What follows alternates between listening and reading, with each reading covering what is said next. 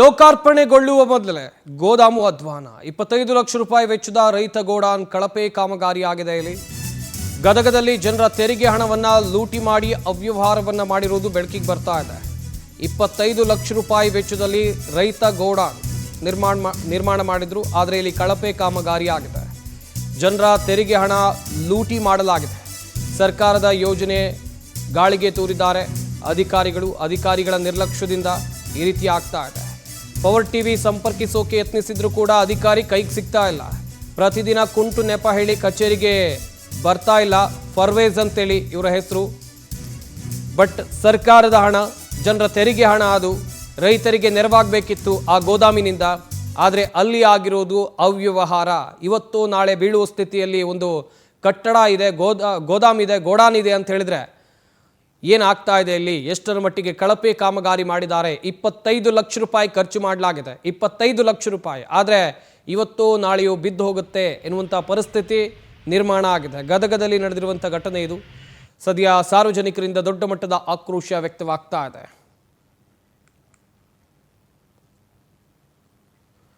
ಮಾಹಿತಿ ಕೊಡ್ತಾರೆ ನಮ್ಮ ಪ್ರತಿನಿಧಿ ಮಹಾಂತೇಶ್. ದೂರವಾಣಿ ಸಂಪರ್ಕದಲ್ಲಿ ಜಾಯ್ನ್ ಆಗ್ತಾ ಇದ್ದಾರೆ. ಮಹಾಂತೇಶ್, ಜನರ ತೆರಿಗೆ ಹಣವನ್ನು ಪೋಲು ಮಾಡುವಂಥ ಕೆಲಸ ಇಲ್ಲಿ ಅಧಿಕಾರಿಗಳಿಂದ ಆಗ್ತಾ ಇದೆ. ಈ ಗೋದಾಮಿನ ಸದ್ಯದ ಸ್ಥಿತಿಗತಿ ಬಗ್ಗೆ ಹೇಳ್ತಾ ಹೋಗೋದಾದ್ರೆ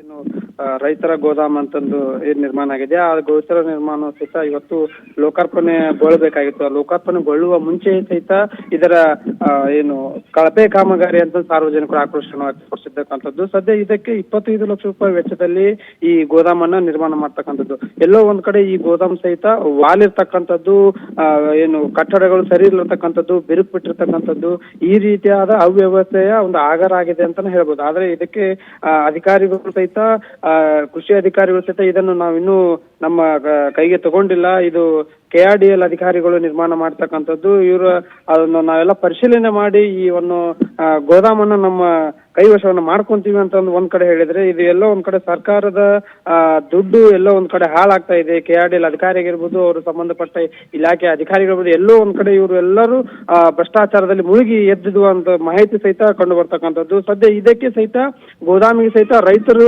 ಅದು ಎಲ್ಲೋ ಒಂದ್ ಕಡೆ ಹಿಂದ್ಗಡೆ ಕಟ್ಟಿರುವ ಒಂದು ಹಿನ್ನೆಲೆಯಲ್ಲಿ ಸಹಿತ ಇದಕ್ಕೊಂದು ದಾರಿಯ ವ್ಯವಸ್ಥೆ ಇಲ್ಲ, ರಸ್ತೆಯ ವ್ಯವಸ್ಥೆ ಇಲ್ಲ.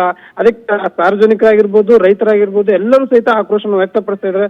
ಮುಂದಿನ ದಿನಮಾನಗಳಲ್ಲಿ ಇದನ್ನ ರೈತರಿಗೆ ಅನುಕೂಲ ಆಗುವ ಸ್ಥಳಗಳಲ್ಲಿ ಕಟ್ಟಬೇಕು, ರಸ್ತೆ ಇರುವ ಸ್ಥಳಗಳಲ್ಲಿ ಕಟ್ಟಬೇಕು ಅಂತ ಒಂದು ಆಗ್ರಹ ಸಹಿತ ಕೇಳಿ ಬರ್ತಾ ಇದೆ. ಸಂಪಾತ್. ಎಸ್ ಮಹಾಂತೇಶ್, ಇನ್ನೊಂದು ಕಡೆಯಲ್ಲಿ ಈ ಗೋಡಾನ್ ಇದುವರೆಗೂ ಕೂಡ ಯಾಕೆ ಲೋಕಾರ್ಪಣೆ ಆಗಿಲ್ಲ, ಯಾಕೆ ಕೃಷಿ ಇಲಾಖೆಗೆ ಇದುವರೆಗೂ ಕೂಡ ಹಸ್ತಾಂತರ ಆಗಿಲ್ಲ, ಕಾರಣ ಏನು?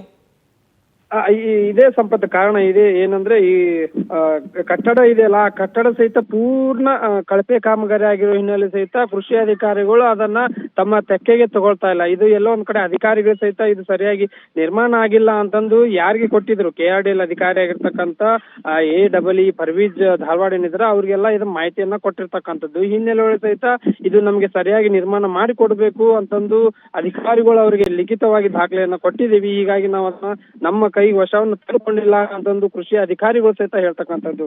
Sampath. Yes, thank you Mahantesh ತಮ್ಮೆಲ್ಲ ಡೀಟೇಲ್ಸ್ಗಾಗಿ. ಇನ್ನು KRDL AEE ಫರ್ವೀಜ್ ಧಾರವಾಡ ಈ ಅಧಿಕಾರಿಗೆ ಪವರ್ ಟಿವಿ ಸಂಪರ್ಕ ಮಾಡುವಂತ ಕೆಲಸವನ್ನ ಮಾಡುತ್ತೆ. ಆದರೆ ಈ ವ್ಯಕ್ತಿಯ ಮೊಬೈಲ್ ಸ್ವಿಚ್ ಆಫ್ ಆಗಿದೆ, ಕರೆಯನ್ನು ಸ್ವೀಕಾರ ಮಾಡ್ತಾ ಇಲ್ಲ. ಇಲ್ಲಿ ಅಕ್ರಮ ಆಗಿದೆ, ಅವ್ಯವಹಾರ ಆಗಿದೆ, ಗೋದಾಮಿನ ಕಾಮಗಾರಿಯಲ್ಲಿ ದೊಡ್ಡ ಮಟ್ಟದ ಗೋಲ್ಮಾಲ್ ಆಗಿದೆ, ಜನರ ತೆರಿಗೆ ಹಣವನ್ನು ನುಂಗುವಂತ ಕೆಲಸ ಆಗಿದೆ. ಸರಿಯಾಗಿದ್ದಿದ್ರೆ, ಎಲ್ಲವೂ ಸರಿಯಾಗಿದ್ದಿದ್ರೆ ಫರ್ವೀಜ್ ಅವರು ಕರೆ ಎತ್ತಿ ಹಾಗಾಗಿಲ್ಲ ಅಂತ ಹೇಳ್ಬೋದಿತ್ತಲ್ವಾ.